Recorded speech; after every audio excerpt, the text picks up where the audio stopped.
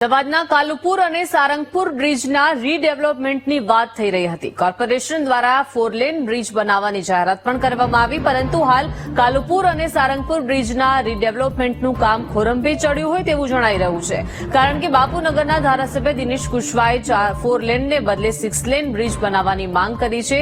4 lane bridge બને તો થોડા જ સમયમાં ફરી ટ્રાફિકની સમસ્યા ઉદ્ભવે, પરંતુ 6 લેન બ્રિજ બનવાથી અમુક વર્ષો સુધી ટ્રાફિકની સમસ્યાનું નિવારણ થઈ જશે તેવું ધારાસભ્યનું માનવું છે, જેને લઈને ધારાસભ્ય દિનેશ કુશવાહાએ રજૂઆત કરી હતી। ધારાસભ્યની રજૂઆતના પગલે કોર્પોરેશન દ્વારા વિસ્તારમાં ફરી સર્વેની કામગીરી શરૂ કરાઈ છે। મહત્વનું છે કે રોજબરોજ પસાર થતા વાહન ચાલકો પણ 6 લેન બ્રિજની માંગ કરી રહ્યા છે।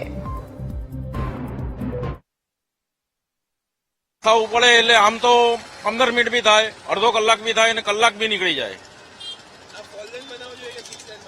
6 લેન કેમ કે ટ્રાફિકની સમસ્યા દૂર થાય એના માટેનો આ પ્રયત્ન છે, અને 6 લેનથી પબ્લિકને બહુ ફાયદો થવાનો છે આમાં, કે 6 લેન થશે તો જેટલી આ જે બધી તકલીફો છે એનાથી બધે જ 6 લેનથી બધાની દૂર થવાની છે। નગરમાં અત્યારે 2 લેન બ્રિજ છે આવ્યો, પણ ટ્રાફિક અહીંયા સવારે અને સાંજે એટલો અનહદ ટ્રાફિક થાય છે કે જો ટ્રાફિકમાં જો તમે ફસાવો ને તો કલાકના 2 કલાક પણ નીકળી જાય।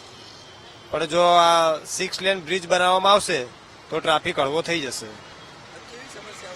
ટ્રાફિક એવી સમસ્યા સમજે કે આવનારું સામેનું સાધન અને જવાનું સાધન જો બંને આમને સામને આવી જાય, જો એકવાર જો ના નીકળી શકે ને તો આખું ટ્રાફિક જામ જ થઈ જાય, અને પછી તમારે હેરાને તો જો ભૂલથી બી 108 આવી ગઈ ને તો આવી બની એમ્બ્યુલન્સ બી ના નીકળી શકે ભાઈ।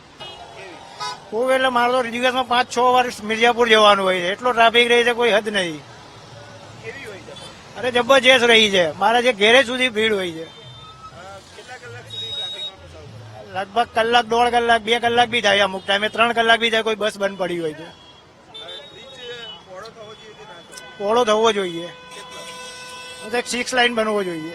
એક વર્ષ પહેલા 12મા મહિનામાં મેં એના એક લેટર લખીને કોર્પોરેશનમાં કમિશનર સાહેબને આપેલો। એના 3 મહિના પછી મને એનો જવાબ મળ્યો હતો કે આ 4 લાઈન આપણે આ બ્રિજ તૈયાર કરવાના છે, એવું એમણે મને જવાબ આપેલો। 2x2 ના 4 લાઈન બ્રિજ તૈયાર થશે, જર્જરિત બ્રિજ તોડી નવું બનાવવામાં આવશે, એવો મને જવાબ આપેલો। એ જવાબ મને મળ્યા પછી મેં એવી વ્યવસ્થા એમનું ધ્યાન દોરેલું કે ભાઈ આ જે બ્રિજ છે એ બ્રિજ આપણે આ બાજુની જે પટ્ટો છે, છેક દેગામ ને એ બાજુથી જે બી લોકો આવતા હોય, આ બાજુ કઠવાડાથી જે લોકો આવતા હોય, એ બધાને આ બાજુ જવા માટેનો સૌથી વ્યવસ્થા જે હોય તો બ્રિજ જોડતો આ જ બ્રિજ છે। કાલુપુર ને સારંગપુર બ્રિજ થઈને જનરલી લોકો જતા હોય છે, તો આજ 100 વર્ષ પછી આ જર્જરિત બ્રિજ આવું વ્યવસ્થિત થવા જતું હોય તો એ વ્યવસ્થિત 6 લાઈનો થાય તો અહીંની પ્રજાને વર્ષો સુધી આની તકલીફ ના વેઠવી પડે, કારણ કે આ 4 લાઈન થયા પછી ફરી 2 લાઈન બીજી વધારવા માટે એ ફરી બધી પ્રોસિજર ના કરવી પડે, એક સાથે કામ થઈ જાય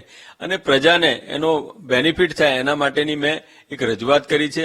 અમદાવાદ મ્યુનિસિપલ કોર્પોરેશન દ્વારા કાલુપુર બ્રિજ અને સારંગપુર બ્રિજને રીડેવલપમેન્ટ માટેની કામગીરી શરૂ કરવાની હતી। 1 જાન્યુઆરીથી કામગીરી શરૂ થવાની હતી, પરંતુ આ કામમાં હજુ પણ મોડું થાય તેવી વાત છે। મહત્વની વાત કરવામાં આવે તો બાપુનગરના ધારાસભ્ય દિનેશ કુશવાહાએ વાંધો ઉપાડ્યો છે કે કોર્પોરેશન દ્વારા 4 લેન માટેનો આ બ્રિજ બનાવવાનો હતો, બંને બ્રિજ છે તે 4 લેન બનાવવાના હતા, પરંતુ જે રીતના ટ્રાફિકની સમસ્યા સર્જાય છે, આ ઉપરાંત દિવસે ને દિવસે વાહનોની સંખ્યામાં સતત વધારો થાય છે, ત્યારે કાલુપુર બ્રિજ અને સારંગપુર બ્રિજ એ 4 લેન નહીં પરંતુ 6 લેન બનાવવાની માંગ કરવામાં આવી છે। ત્યારે હવે આ કામ અત્યારે ખોરંભે ચડ્યું છે, ત્યારે હવે અમદાવાદ મ્યુનિસિપલ કોર્પોરેશન ખરેખર આ બ્રિજને 6 લેન બનાવશે કે નહીં તે જોવું રહ્યું।